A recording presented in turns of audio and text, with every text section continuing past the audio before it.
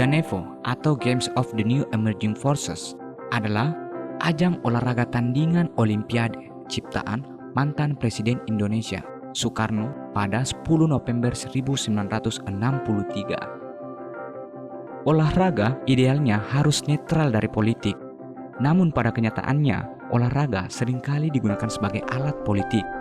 Soekarno memanfaatkan hal ini karena menurutnya olahraga dan politik adalah hal tak terpisahkan. Olahraga dalam hal ini menjadi perlawanan terhadap Komite Olimpiade Internasional yang melarang keikutsertaan Republik Rakyat Tiongkok dan Vietnam Utara dalam Olimpiade. Bahkan, Soekarno terang-terang menyebut Komite Olimpiade Internasional sebagai anti-kolonialisme dan imperialisme. Sebagai balasan, Soekarno tidak mengundang Republik Tiongkok dan Israel dalam gelaran Asian Games 1962 di Jakarta. Hal ini dikarenakan dengan mengundang dua negara tersebut akan berdampak pada hubungan Indonesia dan negara-negara Timur Tengah dan Republik Rakyat Tiongkok yang memiliki pandangan sama dengan Indonesia dalam menolak imperialisme Barat. Tindakan Soekarno yang tidak mengundang Taiwan dan Israel membuat murka Avery Brandage, Ketua Komite Olimpiade Internasional. Brandage mengancam akan menskorsing Indonesia dari Olimpiade yang akan datang. Ancaman tersebut tidak membuat Soekarno tunduk, tetapi malah meyakinkan Soekarno untuk membawa Indonesia keluar dari keanggotaan Komite Olimpiade Internasional. Untuk menjaga eksistensi Indonesia, Soekarno juga memerintahkan agar diselenggarakan Ganevo secepatnya. Menteri Olahraga waktu itu, Maladi, ditunjuk sebagai ketua panitia pelaksanaan Ganevo.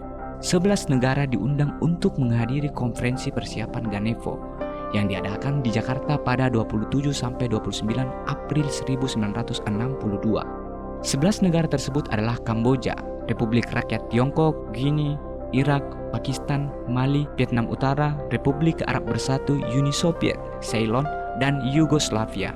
Dalam konferensi tersebut disepakati bahwa Ganevo didasarkan atas semangat Konferensi Asia Afrika di Bandung dan Olimpiade. Ganevo akan diselenggarakan di Jakarta pada pertengahan November 1963 dan Ganevo akan diselenggarakan tiap 4 tahun sekali. Soekarno membuat gestur jelas bahwa pelaksanaan Ganevo bertujuan sangat politis dan diarahkan kepada Komite Olimpiade Internasional yang dianggap antek Barat. Beberapa federasi olahraga internasional juga mengancam akan mengeluarkan keanggotaan negara yang terlibat dalam Ganevo.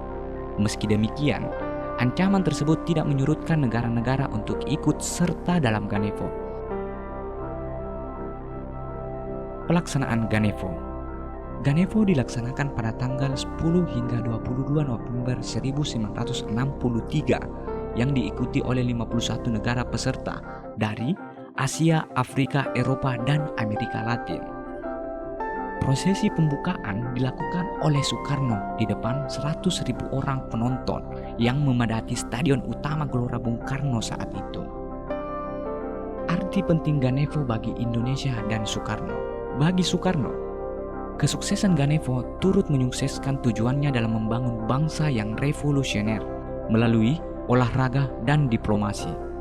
Skorsing Komite Olimpiade Internasional berhasil diubah menjadi sebuah kebanggaan, terlebih ikutnya negara-negara yang termasuk dalam Oldevo seperti Prancis untuk berpartisipasi dalam Ganevo merupakan tamparan telak kepada Komite Olimpiade Internasional. Salah satu poin penting penyelenggaraan Ganevo adalah untuk meningkatkan hubungan persahabatan sesama negara peserta. Presiden Soekarno meminta kepada para atlet untuk tidak hanya menunjukkan kemampuan mereka, tetapi juga menjalin pertemanan dengan atlet negara lain.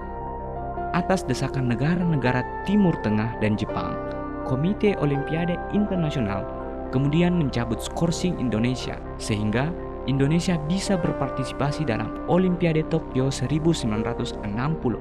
Namun, Indonesia memilih untuk mengundurkan diri setelah permintaan untuk melibatkan atlet yang terlibat Ganevo ditolak oleh Komite Olimpiade Internasional.